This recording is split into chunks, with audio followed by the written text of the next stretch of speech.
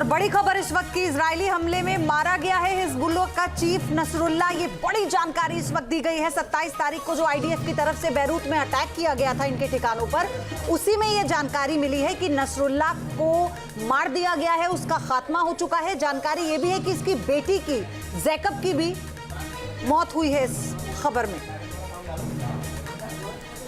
ये बड़ी जानकारी, इजराइल की डिफेंस फोर्स ने ये दावा किया, दुनिया को अब नसरल्लाह डरा नहीं पाएगा। ये बड़ी खबर, 1992 से इस संगठन के साथ ये जुड़ा हुआ है।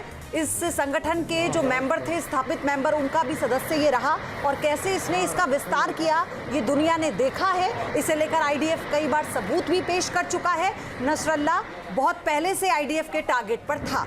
बिल्कुल, तो नसरल्लाह पहले से ही, बहुत पहले से आईडीएफ के टारगेट पर था और हमने देखा भी था पिछले कुछ दिनों में फयोदी कि किस तरह से ये जो टकराव था वो और ज़्यादा बढ़ता चला गया, किस तरह से भीषण जंग में ये तब्दील हो गया। और जिस तरह से आपने यहाँ पर जानकारी दी कि उसकी बेटी जो है, हिजबुल्लाह चीफ की जो बेटी है, उसका शव भी उस कमांड सेंटर के मलबे में ही मिला है जिस पर इजराइल ने हमला किया था। और बाकायदा जो लेबनान के अधिकारी हैं उन्होंने इसकी पुष्टि भी की है।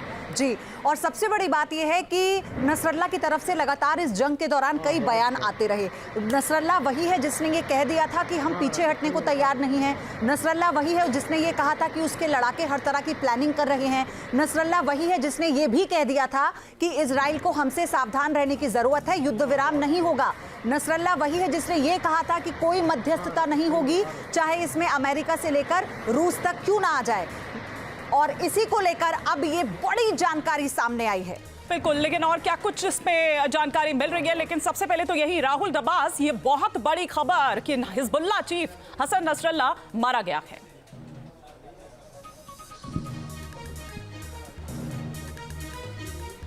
निश्चित तौर से, क्योंकि नसरुल्लाह की मौत हानिया की मौत से ज़्यादा बड़ी खबर है। क्योंकि अगर गाज़ा की बात करें, हिजबुल्लाह ज़्यादा बड़ा टारगेट था और अगर तुलना की जाए तो उतना बड़ा टारगेट कभी भी 2006 के बाद एलिमिनेट आईडीएफ की तरफ से नहीं किया गया है।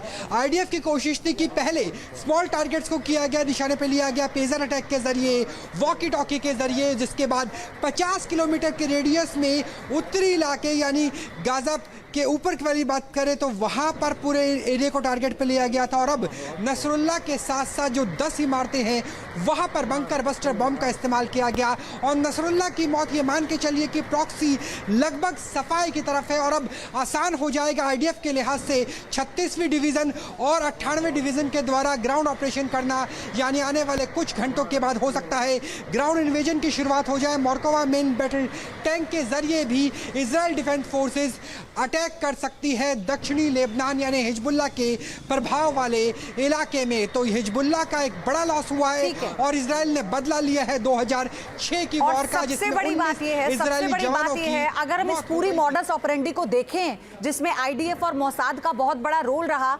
राहुल, तो फिर pager attack, walkie talkie attack, क्या ये ध्यान भटकाने का एक तरीका था और टारगेट नसरुल्लाह था? ये बहुत बड़ी खबर है। और अनुज माथुर, डिफेंस एक्सपर्ट, हमारे साथ जुड़ चुके हैं, उनके पास हम चलेंगे। लेकिन एक और बड़ी अपडेट इस वक्त आपको दे दे, और बड़ी अपडेट यह है कि नसरल्लाह मारा जा चुका है। नसरल्लाह की बेटी जैनब का जो शव है वो भी बरामद किया गया है। बंकर बस्टर बम से हिजबुल्लाह पर यह अटैक हुआ है, बहुत बड़ा अटैक। तो ये बड़ी खबर इस वक्त आ रही है, बंकर बस्टर बम से हुआ था हिजबुल्लाह हेडक्वार्टर पर यह हमला, जो जानकारी इस वक्त मिल रही है।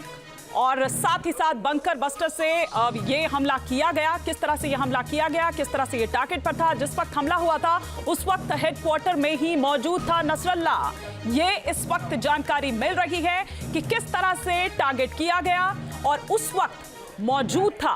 तमाम जो जानकारी है, तमाम जो रेकी है बाकायदा जाहिर तौर पर वो की गई होगी।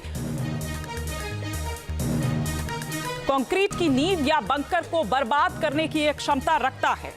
ये बम कैसे इस पूरे हमले के बाद, अब ये जानकारी हम आपको देंगे, कैसे ये बम पूरे बंकर को ध्वस्त कर देता है, कैसे इसकी स्ट्रैटेजी बनाई गई थी, इस रिपोर्ट में देखिए। न्यूज नेशन अब व्हाट्सएप पर खबरों की ताजा अपडेट के लिए न्यूज नेशन के इस क्यूआर कोड को स्कैन करें।